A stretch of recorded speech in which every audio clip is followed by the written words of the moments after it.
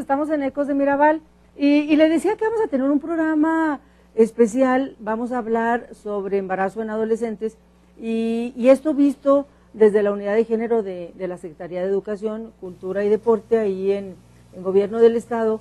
Y ahora sí déjenme presentarle a mi invitada y para empezar a platicar, está aquí la maestra Silvia Aguirre, ella es la encargada de esta unidad de género que yo le decía que es de reciente creación, es una unidad de género que está buscando pues promover todo lo que tiene que ver con políticas públicas de igualdad entre hombres y mujeres. Bienvenida, maestra, me da muchísimo gusto que estés acá, porque yo creo que hay mucho que decir, muchísimo. Este es el inicio de una serie de entrevistas que yo espero tener con ustedes, contigo, con la maestra, la titular también de acá de la unidad de cultura institucional de género acá en SECH, para ir como desmenuzando, ir viendo lo que van haciendo, ir viendo más o menos qué temáticas así grandes les llaman la atención, pero por lo pronto está este tema que es embarazo en adolescentes, que la unidad de género se lo empieza a apropiar, por alguna razón será, algo les llama la atención y sobre todo que se puede atender esta problemática. Pero si tú me haces favor de dar una introducción, de contar por qué razón es que les llama la atención, qué están haciendo, hasta dónde van los diagnósticos y por dónde iría el caminito también para atender esta problemática. Sí, el asunto o tema social que se ha colocado en la agenda sobre embarazo adolescente es algo desde diferentes perspectivas. Primero decir que en educación nuestro espacio de trabajo es preventivo, eminentemente preventivo, ¿no? Entonces ahí no debemos de perder de vista que desde preescolar, desde las más tempranas edades, las niñas y los niños reciben educación sexual. Y esto es la base, es el fundamento principal para que más adelante tengamos o no tengamos incidencia de embarazo adolescente. No digo que sea el único elemento la educación, pero sí es muy importante porque tiene una parte cognitiva, conductual, etcétera, ¿no? Entonces, ¿qué hace la Unidad para la Igualdad de Género de la Secretaría de Educación? Lo que hace es sumarse a una serie de acciones de política pública que tienen que ver con la prevención del embarazo, pero sin perder de vista que las acciones fuertes las están haciendo en los niveles educativos, a partir de los programas de estudio, con apoyo de los libros de texto y sobre todo con la práctica docente. Esto hace una gran diferencia con el resto de las secretarías, donde el contacto con chicas en situación de embarazo se da ya en el momento en que pudieran estar o que van a utilizar métodos anticonceptivos. Nosotros tenemos la gran ventaja que en el sistema educativo están desde temprana edad, pero desde la política pública a donde nos sumamos es a una gran mesa interinstitucional coordinada por la Secretaría de Gobierno del Estado y por COESPO, la Comisión Estatal de Población, en una alineación con CONAPO, con una política pues de orden nacional. Pues yo creo que la gran pregunta que aquí todo el mundo tendríamos que hacernos es ¿por qué ocuparnos del embarazo adolescente? ¿Cómo andan las cifras? Porque hay un diagnóstico, pues hay estadística que alarma. Generalmente quien ha estado sacando estas cifras, quien nos ha estado preocupando, alarmando, bueno, por un lado es el INEGI y por el otro lado es la Secretaría de Salud, que es los servicios de salud, porque finalmente son quienes atienden a las chicas cuando están en el embarazo y cuando tienen el parto también. Entonces la Secretaría de Salud tiene mucha estadística y el INEGI porque hace finalmente encuestas, y la Secretaría de Educación que se está sumando, bueno, también el Consejo Estatal de Población y el Consejo Nacional de Población, la COESPO, ¿no? que tiene estadística, funciona algo parecido, y política pública como el INEGI, y va a lo mejor un poquito más allá la COESPO, que tiene un poquito más de programas, ideas, análisis, información, etcétera, analiza la estadística, pues, ¿no? Ve más causas, se mete un poquito a desmenuzar y analizar la estadística. Entonces, pero sí hay estadística, información cruzada que nos está diciendo que es alto el índice de jovencitas embarazadas. Alto en función de qué estamos hablando, como para empezar más o menos a meternos al tema. ¿De qué estamos hablando? Se dan muchos casos, cómo los detectan, cómo están ustedes cruzando esta información, qué les hace ruido, hasta dónde sí o hasta dónde no preocupa y por qué preocupa, atendiendo a estos índices. En cuestión de cantidad, digamos, de cantidades, de qué estamos hablando, y luego nos metemos un poquito al terreno de los asegúnes, ¿no? Claro. Perdón, primero, bueno, la adolescencia va entre los 12 y los 19 años, dice la Organización Mundial de la Salud, ¿no? INEGI tiene muchas estadísticas de 15 años en adelante, tenemos menos de estadísticas que tienen que ver con menores de 15 años, pero en el 2010 con el censo se revelaron cifras.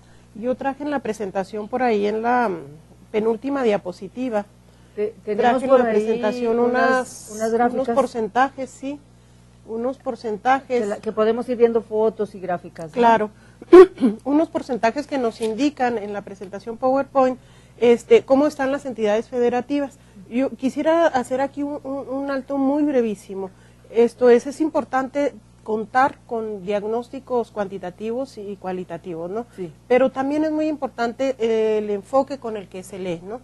Sí. Porque luego podemos crear alarmas donde no existen, o bien podemos no priorizar situaciones que merecen priorizar. Exacto. A nivel nacional, el porcentaje de nacimientos registrados de madres adolescentes, estamos hablando de menores de 20 años, dice el INEGI, y esto en el censo de 2010, es de 18.8. 18.8 es el porcentaje de madres adolescentes que tuvieron algún nacimiento. Del total de las mamás, no, el 18. Sí, exactamente, eso es muy correcto. Del total de las mamás, esa es la lectura que 18 tenemos que dar. 18 de cada 100 mamás. Son adolescentes, sí. Menores de 20. Menores de 20, pero fíjate qué excelente lectura le has dado, porque luego lo que encontramos comúnmente es decir, 18%, 18.8 a nivel nacional de las jóvenes, 19%, cerramos en 19 a nivel nacional, 19% de las jóvenes estuvieron embarazadas alguna vez, y eso no es verdad, esto es de las que estuvieron en una situación ahí estamos de viendo, parto, ¿no? Maestra, estamos viendo la gráfica. Así es. Y estamos viendo a Chihuahua, no sé, no alcanzo, yo estoy muy ciega, pero estamos viendo a Chihuahua como en el lugar número 7, 8 por ahí, sí. A nivel nacional. ¿Ando en lo correcto? ¿Yo más o menos? Por orden alfabético, sí. Ah, ok. No, entonces por orden estoy mal. Sí, estoy mal, porque no está por orden estadístico. No, está por orden alfabético. Aguascalientes primero. Entonces tú haznos lectura de la gráfica, por favor. Chihuahua resalta ahí con un 23%. Esto indica que somos el primer lugar a nivel país de madres, de jóvenes que registraron algún parto, ¿no? Y que son menores de 20 años. 23%. Estas son las cifras que se les ha dado. Es el primer lugar a nivel nacional y son las cifras a las que se les ha dado mayor difusión en comparación con estados como, por ejemplo, el más bajo es el Distrito Federal, 16.5. Okay, sí, okay. Entonces el promedio, el porcentaje promedio, pues 19%. Bien, ¿qué indica esto? Bueno, pues que sí tenemos una incidencia importante. Esta gráfica es la misma, pero en barras. Esta tiene que ver del promedio de edad de la primera relación sexual. En mujeres de 15 a 19 años. Ahí está con una barrita cafecita. Si no la puedes leer. Chihuahua. Ajá. Pero aquí en donde quisiera hacer énfasis es de las jovencitas se les preguntó, esto es de CONAPO, ¿sí? Se les preguntó a qué edad habían tenido su relación sexual, si habían tenido relaciones sexuales, sí. Y cuando dijeron que sí, ¿a qué edad la habían tenido? Ajá. Igual, no estamos hablando del universo total de las jóvenes, para que no se lea que en Chihuahua las jóvenes inician su relación sexual a los 15.8 años, a los 16 años, vamos a cerrarlo así, sí. Sino de quienes ya tuvieron una relación, ¿cuál fue su edad de inicio? Ok, sí. pero no hay porcentajes de cuántas jovencitas, es decir, no viene en esa proporción, pues, sino de las que ya están y pueden ser muy poquitas. Exactamente. A los 16. O sea, no es un promedio de cómo inician las jovencitas. No, porque aquí tendríamos que quitar a las que no han tenido relaciones sexuales, ¿verdad? Ah, no, pero sí es. Si la lectura que da COESPO sí es así. Es decir, es el promedio de edad de la primera relación sexual en mujeres de 15 a 19. ¿De quienes han tenido? No es de las que han tenido. O sea, es obvio que es de las que han tenido. Es obvio que de las que han tenido. Pero digamos que es el promedio. Así es. Que es el promedio. Es decir, obviamente no todas las jovencitas han tenido relación. Así no todas. Independientemente que sean muchas o pocas. No importa. Digamos que de las que tienen, es decir, de las que tienen de 15 a 19 años y han tenido su relación, más o menos la tienen a los 16 años. A los 16, 17 años aquí en Chihuahua. No se está midiendo si son pocas o muchas. No. Las que la hayan tenido. Las que hayan tenido la relación. Ya entendí. Y lo que estamos viendo ahí es que Chihuahua no ocupa los primeros lugares. Es decir, no es hay otros estados que tienen... bueno, no es cierto. Bueno, hay muy poquitas que tienen una edad más bajita. Sí es Chihuahua de los estados que tienen edad más bajita. Es decir, hay unos estados que sí tienen menos, pero que ahí andan más o menos, ¿no? En 16. Más o menos. Hay unas que tienen desde pues 15 y medio, algo así. Pero digamos que de las más bajitas es a los 15 y medio, 16 y pico. Entonces, quiere decir pues que sí anda Chihuahua, sí es de los estados donde las jovencitas que tienen relaciones inician más temprano. Así digamos como para poderle entender a la gráfica, que luego se confunde, ¿no? Sí. Estos dos indicadores, estas dos variables, el hecho de que las jovencitas, las que tienen relaciones, empiezan chiquitas a tener su relación sexual y que Chihuahua tenga el primer lugar de jóvenes, de adolescentes embarazadas, pues tiene relación, ¿no? Así es, se cruza y bueno, esto, dos ejemplos nada más de cifras. Y curiosamente, por un asunto de género, es más fácil seguir el embarazo a través de las mujeres. Sí, maestra, nada más para precisar, porque se nos fue una estadística porque se nos vino muy rápida la otra. Para precisar la anterior gráfica que habíamos visto, precisar, esta estadística, esta encuesta que se hace, creo que la hace el INEGI, de del total de las mamás, de las mujeres que son mamás en México, menores de 20 años, a nivel nacional el promedio es de 19 años, a nivel nacional, 19%, perdón, 19%, es decir, del total de las mamás que, por ejemplo, este año, o sea, cada año, porque es una cifra anual, del total de las mamás que este año tuvieron hijos, del total de las mujeres que se embarazaron y tuvieron hijos, del total de las mujeres que tuvieron bebés este año no, esa 2010, esa no 2010. Esa no es la gráfica. Si quieren ya quitamos las gráficas para no confundir. Estamos hablando de estadística del 2010. A ver, 2010. De la cantidad de mujeres que tuvieron bebés, que tuvieron niños, en el 2010 a nivel nacional, en todo el país, 19% fueron mujeres menores de 20 años, a nivel nacional. Pero en Chihuahua, esta cifra alcanza el 23%. Así es. Y Chihuahua entonces tiene el primer lugar. Es decir, está por arriba del promedio nacional. Mientras que en la mayoría de los países, de los estados, perdón, del país, son 19 mujeres de cada 100, son mamás, son menores de 20 años, acá en Chihuahua son 23. Estamos hablando pues de 4 puntos porcentuales más arriba del promedio nacional, que son muchos. Que son muchos.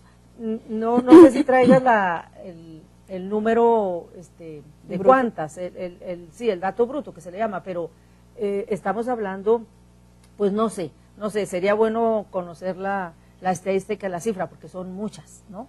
Sí, en Chihuahua, bueno, ahorita de memoria no me lo sé, pero son más de 300,000 jovencitas en esa edad, ¿no? Y bueno, los servicios de salud, esto si lo cruzamos con servicios de salud, tenemos comportamientos diferenciados. Servicios de salud tiene jurisdicciones en el estado, no se maneja por municipios, sino por jurisdicciones.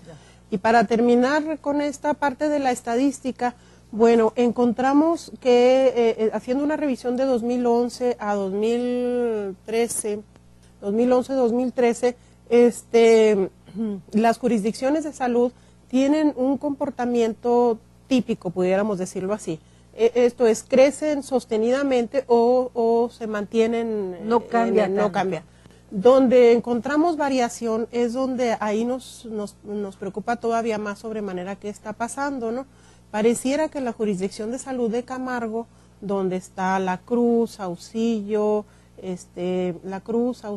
San Francisco de Conchos, Camargo, ahí hay o más, el sector salud todavía no se lo explica del todo, o hay más asistencia a los servicios de salud, o no sabemos bien qué está pasando, pero ahí sí hay un registro atípico de jovencitas que acuden a consulta por situación de embarazo y de maternidad. ¿De cuánto estamos hablando? ¿De qué es atípico? Todo es atípico, que en 2011 teníamos menos de 300 y que en 2013 teníamos más de 1,000. ¡Ay, caray! ¡Ay, sí. Caray! Sí. A ver, en dos años se triplicó. Ajá.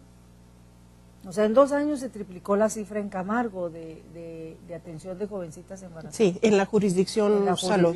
Sí, la jurisdicción en una reunión que tuvimos en la mesa intersectorial de COESPO, el mismo sector salud, igual educación y las otras secretarías, lo que apuntábamos es la enorme necesidad de cruzar datos y trabajar en torno a un diagnóstico más sostenido, ¿sí? Todavía no se hace. Todavía no lo tenemos, es la idea de esta mesa intersectorial, porque solo a partir de tener diagnósticos entonces podemos orientar las acciones. Saber qué está pasando. Para tener una línea base, ¿verdad? Un punto de partida y poder ir midiendo la incidencia, los impactos de las acciones que se tengan en ese asunto, ¿no?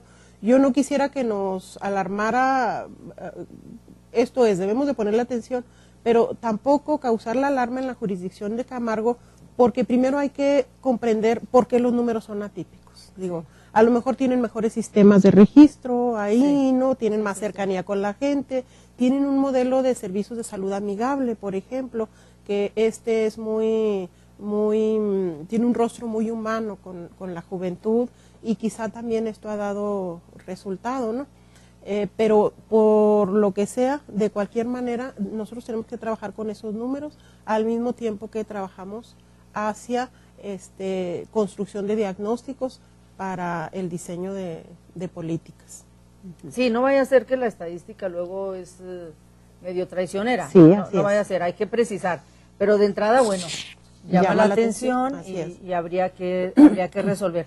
Pero más allá de que la jurisdicción de Camargo esté llamando la atención y que se atienda a ver qué está pasando, digamos que en todo el estado, en todas las jurisdicciones del estado de Chihuahua, estamos hablando pues de casos, de bastantes casos, más allá de la media nacional. O sea, algo está pasando en Chihuahua, algo pasa.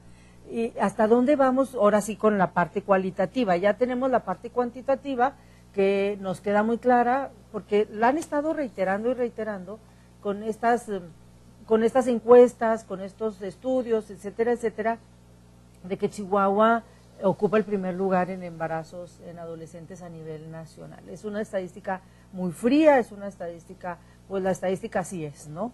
Es en números, en cifras, etcétera. Ahora, la parte cualitativa, que es lo difícil, ¿por qué? ¿Qué es lo que está pasando? En todo el país, porque es alto el porcentaje en el país, pero ¿qué está pasando en Chihuahua? Que es todavía más alto que en el resto del país, y ahí sí entra mucho, ¿hasta dónde van? Ahí entra mucho la Secretaría de Educación, la Secretaría de Salud, pues entra todo el mundo, a todo el mundo nos toca analizar esto, ¿no? Sí. ¿Hasta dónde van? Bien, yo creo que lo primero que tendríamos que cuestionarnos es por qué hoy nos preocupa y nos ocupa las jovencitas que se embarazan durante la adolescencia. ¿Por qué hoy, 2014, 2013, siglo XXI? Si volteamos ligeramente en las décadas hacia atrás, el histórico nos dice que las mujeres se embarazaban también durante la adolescencia. ¿Sí? Hay registros, CONAPO tiene históricos donde nos muestra que mujeres mayores, 40, 50 años, 60, 70, su vida sexual y su primer embarazo lo tenían durante la adolescencia un buen porcentaje de ellas, ¿verdad? Bien, ¿y por qué entonces no llamaba o no era motivo de política pública? Y hoy sí es motivo. Bueno, eso tiene que ver con cómo a nivel sociedad hemos trazado perspectivas diferentes, ¿no? Sí. Y aquí tiene mucho que ver los proyectos de vida o los planes de vida. Sí. Vamos a decir, mi abuela no pensaba en su mente, en su posibilidad, no estaba a terminar la primaria incluso. Sí, mi abuela nació en el siglo XIX, ¿sí? Y su posibilidad de terminar la primaria no la tenía, ¿no? Sin embargo, nuestras hijas, nuestras nietas, tienen hoy en puerta una posibilidad no solo de terminar educación básica, sino de seguirle en la educación superior y más todavía de desarrollarse profesional y laboralmente. Los planes de vida de las mujeres entonces y de los jóvenes no terminan en la etapa de adolescencia, sino que ésta se prolonga. En ese sentido, la incidencia de un embarazo es una condición que interfiere o que se relaciona y cuartea, podríamos decir, limita este plan de vida. Y ahí sí es la justificación de por qué nos ocupa como plan de vida. Sin embargo, esto no lo podemos generalizar para todas las jovencitas y los jovencitos, porque tiene mucho que ver con estas condiciones contextuales, ¿sí? que se tienen. Tiene mucho que ver en el ámbito individual, ¿no? Cómo se va construyendo la perspectiva de vida, las oportunidades que se tienen, la interiorización que tenemos de nuestro proyecto de vida, pero también el ámbito familiar. El ámbito familiar tiene que ver en cuanto a la cercanía, la apropiación de mensajes, la socialización, ¿no? El de la comunidad, es muy importante el de la comunidad, porque bueno, ¿qué le ofrece a una jovencita y a un jovencito el municipio Valle del Rosario? O la comunidad de, no sé qué, del municipio de Manuel Benavides, que son municipios muy pequeños, ¿no? O los serranos. El contexto comunitario influye para que el plan de vida también se proyecte. Y por último, el ámbito institucional. Desde lo más cercano que tenemos, que son el cabildo, ¿no? De qué se ocupa, cómo se ocupa para interrelacionar los diferentes esfuerzos. Y cuando digo no podemos generalizar es porque, bueno, desde aquí donde estamos sentadas, Chihuahua tiene una gama de posibilidades y de condiciones diferenciado, ¿verdad?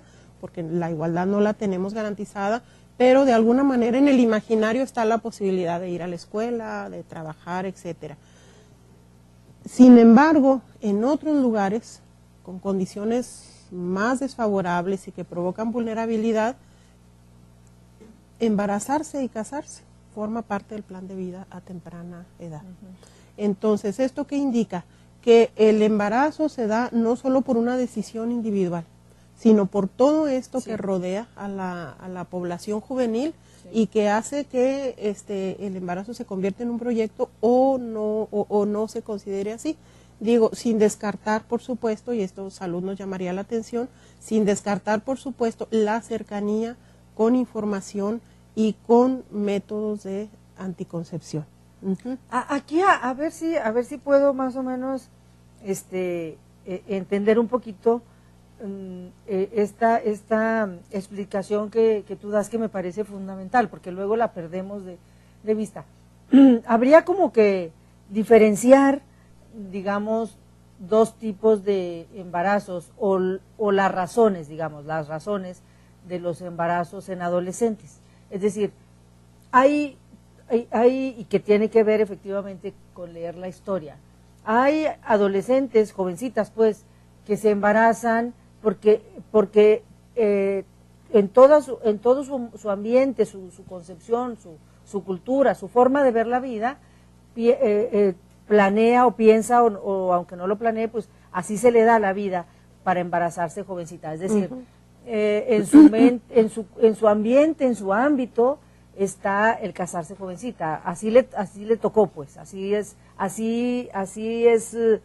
se constituye toda su, digamos, su escenario de vida, ¿no? Entonces su mamá se casa jovencita y su prima se casa jovencita, y en el rancho pues todas se casan jovencitas, y entonces no se le hace como raro ni normal, ni anormal, se le hace de lo más normal casarse jovencita y tener hijos jovencitas. Entonces pues digamos que es como parte de esta historia de la que Silvia nos habla, de cómo antes efectivamente prácticamente todas, si no es que todas, pero la gran mayoría de las mujeres se casaba y tenía hijos muy jovencitas. Y luego esta otra razón, digamos, que es quizá la que llame la atención, o quizá las dos se tienen que atender, las dos, pero digamos a la que más se le ha prestado atención es esta otra parte de jovencitas que no se quieren embarazar, que están en un ambiente en donde están estudiando, donde sus papás y sus mamás les motivan a estudiar, donde quieren que estudien, donde ellas mismas quieren estudiar posiblemente, es decir, no tienen pensado dejar de estudiar, no tienen pensado ser mamás, no tienen pensado embarazarse, no tienen planeado casarse, pero y están en un ambiente donde no se casan, sus amiguitas no se casan, donde sus primas no se casan, no tienen hijos, pues no se embarazan, ni se casan, ni se embarazan, y entonces en su plan de vida no está embarazarse, pero se embarazan. Entonces a estos generalmente se les ha llamado los embarazos no deseados, así se les empieza, o se les empieza a conocer, incluso institucionalmente, para distinguir de estos embarazos de los que ahorita nos hablaba Silvia, que de alguna manera, entre comillas, muy entre comillas, son deseados, muy entre comillas porque se casan, nadie en su ambiente está que se casen y tengan niños jovencitas. Y este otro gran porcentaje que no sabemos, no tenemos, yo creo, la estadística tan diferenciada, pero un gran número, muchísimo, de jovencitas que no tienen planeado, no está en su contexto embarazarse, pero se embarazan. Y entonces son como dos fenómenos que hay que analizar con distintas estrategias, con distintos niveles, con distintas distintas concepciones, porque se tienen que atender de manera absolutamente diferente. Y yo supongo que vamos a agregar otra. Supongo que la unidad de género está analizando las dos, ¿no? No, vamos a agregar otra. Aquí tenemos grupos étnicos. Y esto también, o sea, los hijos que se tiene promedio general es menor al promedio de hijos que tienen las mujeres indígenas. Ellas andan algo así como en 5%. Pero entran, las mujeres indígenas entran en esta parte de la que hablábamos ahorita, de que su cultura sí es tener hijos chiquitas. Es decir, entran en esta parte, todavía entran en esta parte, donde las razones por las que ellas se embarazan es porque en su cultura, en su medio ambiente está embarazarse jovencitas, y las vemos por ahí en la calle, aquí en la ciudad, si nos vamos a la sierra también, pero si las vemos aquí en la calle, y muy jovencitas, muy chiquitas, cargando a sus criaturas, que muchas veces decimos, ¿será su hermanito o será su hijo? Porque están tan chiquitas, y además son más tragaños, y que de veras parecieran que son niñas, son jovencitas de 12, 13, 14 años, pero que para ellas es normal, entre comillas, absolutamente normal, tener a sus niños y para sus familias no les genera conflicto, es decir, en su medio ambiente no les genera conflicto embarazarse, ¿no? Fíjate qué importante eso, como las ópticas que tú dices deben ser diferenciadas, porque primero el respeto, ¿sí? En el marco de los derechos humanos, cómo dialogas con los diferentes derechos y entre ellos el respeto y a la propia cultura, ¿no? Si hablamos de jovencitas mestizas, si hay un ámbito cultural ahí, por supuesto, económico, social, pero si hablamos de etnias, este marco cultural reviste de propiedades todavía más particulares, que ante todo hay que trabajar el respeto y mucho con usos y costumbres que se tienen entre ellos. Bien, en esta diferenciación que tenemos que hacer no debemos de perder de vista cultural o sean las razones por las que se embaracen, que en la adolescencia hay mayores riesgos, ¿sí? Empezaremos por los de salud, ¿no? Y aquí servicios de salud nos dirían con mayor propiedad qué riesgos tendría una jovencita embarazada, claro, desde la madurez biológica, todo eso, ¿no? En educación diríamos su tránsito de orden educativo que tiene que ver con su proyecto de vida, cómo se trunca o se ve frustrado o necesitamos meterle, en este caso, medidas positivas, acciones afirmativas para asegurar que termine su educación básica, ¿no? En el orden laboral también, porque implica a lo mejor retardar la inserción a la vida laboral o tener que bajar las expectativas o adelantarla, por supuesto. En el orden familiar también, o sea, sean las condiciones que la haya llevado a esta jovencita a un embarazo, lo cierto es que sí se vuelve una persona en situación vulnerable, a donde los diferentes sectores de gobierno deben de mirar con atención específica, ¿no? Y bueno, también hay otras causas que no debemos olvidar que tienen que ver con culturas juveniles, ¿no? Por ejemplo, la ingesta de alcohol, ¿sí? Las pachangas, en donde hace que los sentidos se alteren un poco, pues también, ¿no? La presión, fíjate, la presión de los pares, ¿no? En ese sentido para los jovencitos y para las jovencitas. Y va para la relación sexual y de ahí va en el descuido hacia el embarazo si es que no fue deseado, ¿no? El matrimonio temprano, por supuesto, ¿no? Y el rol que le asignamos a las mujeres. Fíjate que aquí este rato hemos estado hablando de las jovencitas, pero luego el embarazo sucede por la intervención. Participan dos, eso. Participan dos. Exacto. Y entonces también aquí tenemos que abrir el abanico y ver las masculinidades, ¿verdad?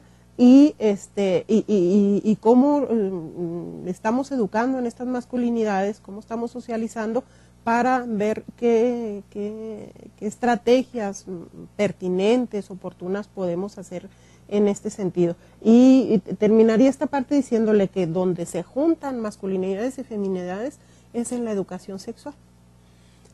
Aquí hay una propuesta de la Secretaría de Educación Pública, pero además es una propuesta que retoma un acuerdo de la ONU y una recomendación ministerial de 2008 de los ministros de educación en el mundo, que acuerdan incorporar la perspectiva de educación sexual integral a la educación.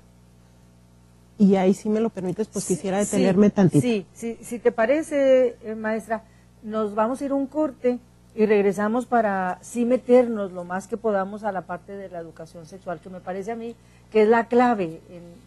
Seguramente todo es clave, pero me parece que la educación y la educación sexual integral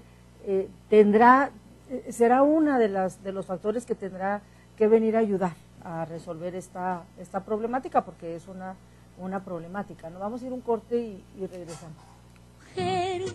Es vida abierta entre pañal femenino.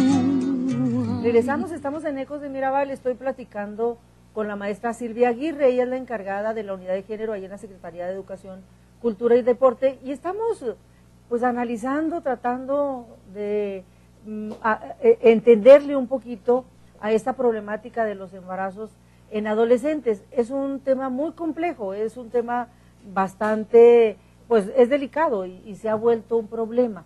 Las distintas instituciones, la Secretaría de Salud, la Secretaría de Educación, el COESPO, el Consejo Estatal de Población, el mismo INEGI con sus estadísticas, bueno, de manera interinstitucional, el DIF, muchas instituciones a todos los niveles de gobierno, esto se ve desde el gobierno municipal, gobierno estatal y gobierno federal, de alguna manera han cruzado información, están haciendo diagnósticos y están haciendo ya programas de atención también para poder resolver esto que se volvió problemática, los embarazos en adolescentes. Pero platicando con la maestra Silvia, nos estamos dando cuenta que es un fenómeno, es una problemática complicada que se necesita entender para poderla atender. Y entonces estamos viendo que hay como que dos tipos, digamos dos causas o dos tipos de jóvenes embarazadas.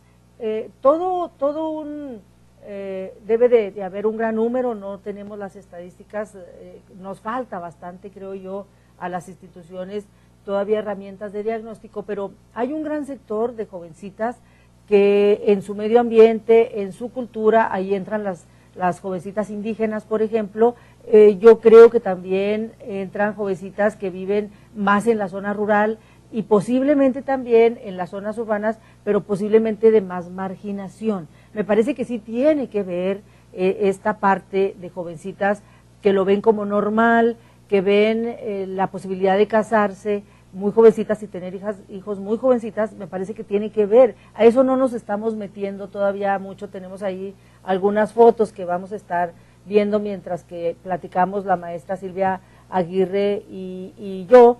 Entonces, hay toda esta explicación de muchas jovencitas que se casan y se embarazan muy jovencitas, muy chiquitas, a muy temprana edad y que lo ven como normal en su medio ambiente, en su cultura, en su familia, en su comunidad, lo ven como normal. Y bueno, esa parte hay que analizarla y yo creo que hay que atenderla. Y me parece a mí que a lo mejor esa parte no se está atendiendo tanto, porque esa parte se resuelve pues llevando o acercando a estas jovencitas a más servicios públicos, es decir, acercándoles educación, acercándoles información, acercándoles muchas herramientas para que tengan distintas opciones de vida a la de tener hijos chiquitas. Entonces, ahí se vuelve bastante difícil. Y luego está esta otra parte de jovencitas, que son muchas también, que viven en un ambiente donde no es normal embarazarse tan chiquitas, tan jovencitas, de menores de edad. Son jovencitas que viven en un ambiente donde lo normal es que estudien, que tengan un proyecto de vida para trabajar, etcétera, etcétera, y no embarazarse tan chiquitas, tan jovencitas. Y entonces hay un gran número de jovencitas que aunque vivan en este ambiente, se embarazan. Y entonces entramos a otro análisis diferente, porque son distintas razones, y la maestra ahorita mencionaba pues muchas causas, el uso, y que vamos a caer en esto de la educación sexual, que ahorita la maestra lo va a abordar ampliamente. Están ligando el alcohol, drogas, etcétera, la presión social de las mismas jovencitas y jovencitos, hay que incluir, porque hablamos mucho de las jovencitas porque son las que se embarazan, pero hay que recordar que los jovencitos pues participan, es decir, en un embarazo hay hombres y mujeres para que pueda haber embarazo, y entonces dejamos muy seguido fuera a los jóvenes, a los hombres, pues a los muchachos, como si el embarazo fuera un asunto solamente de mujeres, ¿no? Y entonces, lo que es cierto, y con esto concluyo mi análisis pues de introducción, para que la maestra nos pueda hablar un poquito más de educación sexual, que me parece que es clave aquí. La maestra nos decía, hay riesgos. El asunto es que independientemente de por qué se embaracen, ya sea porque las jovencitas, esa es su cultura, porque esa es su costumbre, embarazarse a temprana edad, viven en un ambiente donde las mujeres se embarazan muy jovencitas, o sea, porque no lo tienen planeado y no es la costumbre embarazarse, pero bueno, por ahí ocurre algo y se embarazan, que les estamos llamando a esto, se les llama embarazos no deseados.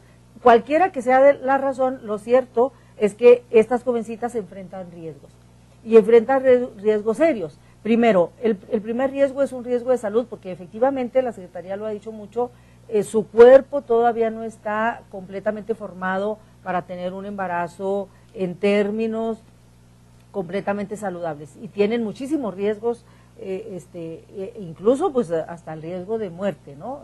La preeclampsia, todo este asunto que se les complica a las mujeres en los embarazos. Y luego también está, la maestra decía, en riesgo pues toda su educación, es decir, su proyecto de vida, su desarrollo de vida, porque una jovencita que se embaraza automáticamente le cambia la vida, adquiere responsabilidades, puede que tenga la necesidad de trabajar o puede que ya no pueda trabajar, se le complica la existencia, pues, aún con el apoyo del papá y de la mamá, aún con el apoyo, porque si no tiene el apoyo de la familia, pues tantito peor, pero si tiene el apoyo de la familia, pues no se le quita la responsabilidad a la jovencita, adquiere una responsabilidad que no tenía planeada, ¿no? Y la maestra nos decía, se vuelven vulnerables, por lo tanto, estas jóvenes, y entonces, estas son las razones, todo esto que lo estamos diciendo tan rápido, son las razones por las que estas instituciones, estos programas están preocupados, interesados en ver qué pasa y ver la manera de reducir estos índices, ver la manera de que las jovencitas pues no se embaracen, de que las jovencitas sigan su vida y que pospongan un poquito más despuesito, después de los 20, sus embarazos, y que sean deseados, que lo analicen, que lo programen, y que asuman esta responsabilidad tan grande junto con los jovencitos, ojo, porque aquí no podemos dejar fuera a los muchachos. A grandes rasgos, digamos que esto es lo que hemos tocado hasta ahorita, y el asunto de la educación sexual, que me parece a mí que es fundamental como una de las herramientas para poder prevenir los embarazos en adolescentes, pues ya es parte pues del programa en la Secretaría de Educación, ¿no, maestra? Sí, a ver, rápidamente, porque el tiempo se nos va bien estos rápido. 60 minutos son más cortitos que otros 60 minutos. Sí. 60. Para empezar son nomás 50. Son nomás 50, sí. Bien. Bueno, así muy rápido. ¿Qué es la educación sexual integral? Bueno, primero es un acuerdo internacional impulsado por la ONU y retomado por los países, y concretamente nuestra entidad Chihuahua en 2008 firma ese acuerdo y se compromete que para 2015 la educación sexual integral estará incorporada a los planes y programas aquí a nivel estado, ¿no? ¿Qué se ha hecho? Bueno, se ha avanzado porque hoy la educación sexual a nivel nacional, sobre todo en secundaria, con la reforma de 2011, viene permeada por este mandato, este acuerdo, ¿no? Y básicamente, ¿en qué consiste? Bueno, cuestionarnos, pues, por ejemplo, la sexualidad es un derecho, ¿sí? Y la reproductividad es un derecho. O sea, los jóvenes, las jovencitas, todos los seres humanos tenemos derechos sexuales y reproductivos, entre muchos otros derechos, el de la igualdad, el de etcétera, ¿no? Bien, entonces, ¿cómo hacemos efectivo ese derecho y cómo vamos educando en el derecho a la sexualidad? Porque el placer, incluso la felicidad, es un derecho de tercera generación, ¿no? Qué maravilloso, ¿no? Y cuando yo antes de conocer este modelo me hablaban de que se trabajaba desde preescolar, no tenía yo muy claro de qué se trata. Y recientemente, la semana pasada, estuvimos en Juárez con 10 primarias y 10 secundarias desarrollando una capacitación muy intensa a cargo del doctor Eusebio Rubio Orioles. Él es el autor de este modelo y que lo ha trabajado muy de cerca, primero con CONAPO a finales de los 80 y con la SEP desde los 90 para acá. ¿Qué nos presenta este modelo? Que retome el enfoque de educación sexual integral. Bueno, lo que nos presenta es que la sexualidad es un todo, ¿sí? Una serie de partes que al mismo tiempo son todo, él le llama holónico, ¿no? En donde hay 4 componentes, 4 componentes que son un todo cada uno y que si se trabajan de manera equilibrada podemos ir trabajando la prevención y la atención, ¿no? Uno de los componentes es, pudiéramos decir, el obvio, que es el erotismo, ¿no? Otro que tiene que ver con el género, nuestra forma de ser hombre, mujer en la cultura, los vínculos afectivos y la reproductividad. Y fíjate qué maravilloso que eso se puede trabajar desde con una personita de 4 años hasta con alguien que está en 15 años, 19 años, porque sensorial, psicológica, biológicamente, tenemos las capacidades para desarrollar esos 4 componentes y de tal manera que en una edad adolescente o cuando se nos presente tengamos las herramientas psicológicas, emocionales, biológicas para responder ante una posibilidad de relación sexual deseada o no deseada, ¿no? Maestra, se nos fue el tiempo, pero yo te puedo comprometer, vamos así como por pasitos, a que tú vengas y más gente de la Secretaría a explicar estos modelos, es decir, a explicar de manera muy detallada, y ya no nos vamos a meter a la estadística de la educación, de los embarazos en adolescentes, etcétera, pero para poder hablar de la educación sexual, porque yo creo que es un tema, ese es otro tema, y muy grandote. Te comprometo y vienes. Claro perfecto, que sí. Perfecto. Yo claro te agradezco gracias. mucho porque se nos fue el tiempo, pero sí está el compromiso porque pensábamos que nos iba a aguantar para verlo todo, pero no, es muy difícil ver un tema tan amplio, tan complicado, desmenuzarlo. Entonces se nos queda pendiente y muy pendiente el tema de la educación sexual. A mí me gustaría desmenuzarlo lo más que se pueda, y yo estoy segura que les va a servir muchísimo a los papás y a las mamás y a los chavos y chavas. Pero bueno, se nos fue el tiempo y nos tenemos que ir. Muchísimas gracias, como siempre, al personal técnico que nos hace el favor de ayudarnos en la transmisión. Le tocó a Dani aquí el camareo, Alice que se suma, una chica nueva que no sé cómo se llama y que tengo que conocer. Y toda la gente que está allá en controles también, muchísimas gracias. Armando, Wendy, quién más no sé quién, Omar Mares, y toda la gente del Chicoche también está allá en controles, todo el mundo, muchísimas gracias. Judith y Viviana en la producción, Janet y una servidora en la conducción, y muchísimas gracias a usted que nos sigue en Ecos de Mirabal hasta mañana.